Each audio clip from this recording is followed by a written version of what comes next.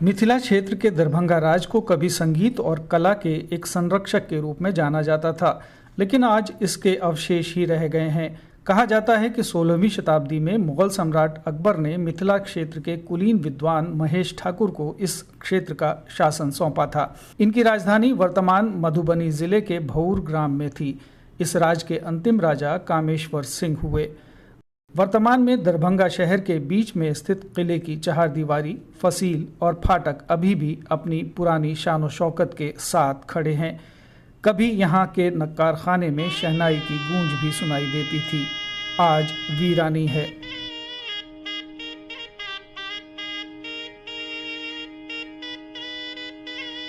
फाटक के अंदर प्रवेश के साथ ही दृश्य बदल जाता है। फाटक के ठीक बगल के तालाब में अब मछुआरे मछली पकड़ते हुए दिखाई देते हैं।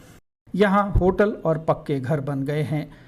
दरभंगा राज के खंडवाल राजवंश ने 1960 के दशक तक मिथिला तिरहुत क्षेत्र में शासन किया। राजशाही और जमींदारी की समाप्ति के पहले राज का इलाका 6200 वर्ग किलोमीटर तक फैला था। एक प्रशिक्षित सेना थी जिसमें बेतिया, तराई और बंजारों के सरदारों से विद्रोह को दबाने में इस्तेमाल किया गया। राज दरभंगा के अंतिम शासक महाराजधिराज कामेश्वर सिंह थे, जिनका 1962 में निधन हो गया। दरभंगा राज ने काशी हिंदू विश्वविद्यालय और पटना विश्वविद्यालय को अनुदान दिए। राज के मुख्य महल में अब ललित नारायण मिथिला विश्वविद्यालय है। दरभंगा की खूबसूरत इमारतों में आनंद बाग पैलेस है, जो अब संस्कृत विश्वविद्यालय का रूप ले चुका है। 1934 के विनाशकारी भूकंप में दरभंगा राज की बहुत सारी इमारतें ध्वस्त हो गईं।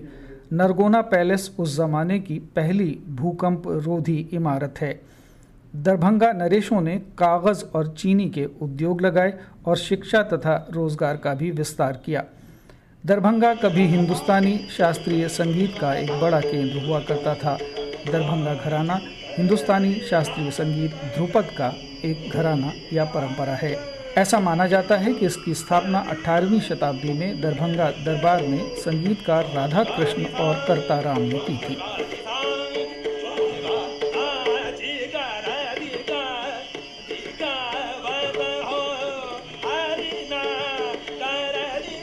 किले के भीतर की मुख्य इमारत रामबाग ड्योढ़ी है, जहां कभी रनिवास हुआ करता था। यहां पर मंडवा और कुलदेवी भवानी का मंदिर भी है। ये जो हम अपने पीछे देख रहे हैं यहाँ पर, इसे मड़वा कहते हैं और ये आमतौर पर संस्कारों को करने के काम आता था। जो धार्मिक अनुष्ठान होते हैं जैसे शादी विवाह आदि को करने के काम आता है। इसके पीछे ये जो सामने है ये महाराजा के कुल देवी का मंदिर है और ये मंदिर केवल राज परिवार की पूजा अर्चना के लिए है। वर्तमान में इस भवन में कामेश्वर धार्मिक न्यास का दफ्तर है। न्यास के कार्यालय संचालक ईष्टनाथ झा बताते हैं कि न्यास देश भर में 150 से अधिक धार्मिक स्थलों का प्रबंधन करता है।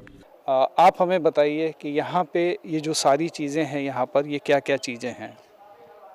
ये जो पश्चिम भाग में जो है पैलेस है, ये गोसाउन घर कहा जाता है इसे।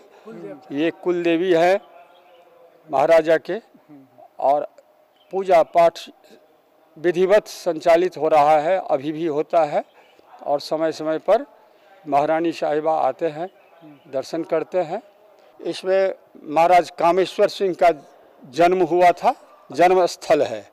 और राजा बहादुर ये जो विश्वेश्वर सिंह का भी जन्म इसी में हुआ है और वो जगह है जिसे संरक्षित करके रखा गया है। और ये उत्तर पैलेस है। ये उत्तर पैलेस में वर्तमान जो ऑफिस हम लोगों का है उसका ये रिकॉर्ड रूम है, अभिलेखागार इसे कहते हैं। ये अभी आपने अभिलेखागार बनाया होगा, लेकिन इससे पहले यहाँ क्या क्या होता था? ये इसमें राजमाता रहती थी और महारानी भी रहती थी, बड़ी महारानी। बाद में आकर के बगल में उनका है, दुर्गा मंदिर के पास में रहती थी। और ये सब ड्योढ़ी इसे कहते हैं, रामबाग ड्योढ़ी। अच्छा, ये रामबाग ड्योढ़ी है।